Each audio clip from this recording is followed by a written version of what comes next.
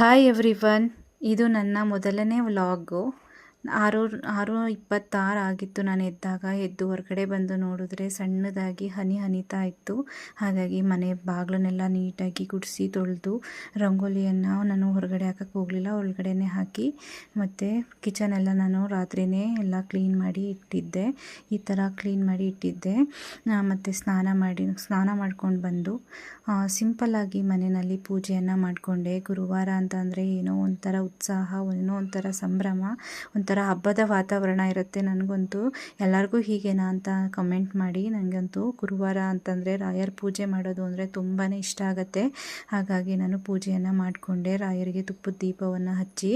ಮತ್ತು ನನ್ನ ಮಗನಿಗೆ ಕೂಡ ಕೆಲವೊಂದು ಶ್ಲೋಕಗಳನ್ನ ನಾನು ಪ್ರತಿನಿತ್ಯ ದೇವರ ಮುಂದೆ ಹೇಳಿಸ್ತೀನಿ.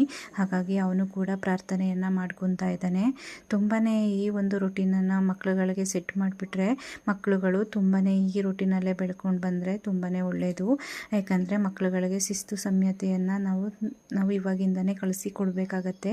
ಹಾಗಾಗಿ ನಾನು ಮಕ್ಕಳುಗಳಿಗೆ ಕೆಲವೊಂದು ಶ್ಲೋಕಗಳನ್ನ ನಾನು ಪ್ರತಿನಿತ್ಯ ನನ್ನ ಮಗನಿಂದ ಹೇಳಿಸ್ತೀನಿ.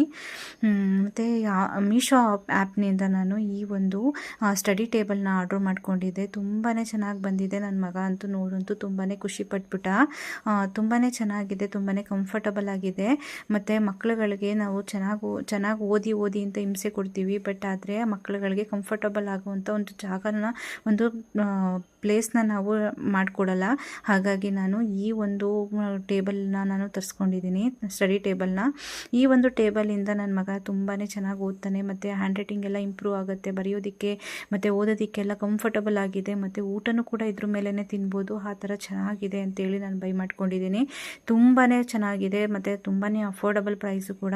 ನನಗಂತೂ ತುಂಬಾ ಇಷ್ಟ ಆಯಿತು. ಮತ್ತು ತುಂಬಾ ಗಟ್ಟಿ ಇದೆ. 15 kg ತನಕನೂ ಇಲ್ಲಿ ವೆಯ್ಟನ್ನು ತಡೆಯುತ್ತೆ. ಅದು ತುಂಬಾ ಚೆನ್ನಾಗಿದೆ. ಸ್ಟೋರೇಜ್ ಕೂಡ ಕೊಟ್ಟಿದ್ದಾರೆ, ಬುಕ್ಸ್ಗಳನ್ನೆಲ್ಲ ಅಲ್ಲಿ ಇಟ್ಕೊಬೋದು. ತುಂಬಾ ಚೆನ್ನಾಗಿದೆ. ಮಸ್ಟ್ ಬೈ ಅಂತ ಹೇಳ್ತೀನಿ. ಮಕ್ಕಳಿರೋ ಮನೆಗಂತೂ ಮಸ್ಟ್ ಬೈ ಅಂತ ಹೇಳ್ತೀನಿ. ನನ್ನ ಮಗ ಚಿಕ್ಕವನು ಕೂಡ ಅದ್ರ ಮೇಲೆ ಕೂತ್ಕೊಂಡು ಸ್ವಲ್ಪ ಎಂಜಾಯ್ ಮಾಡ್ತಾ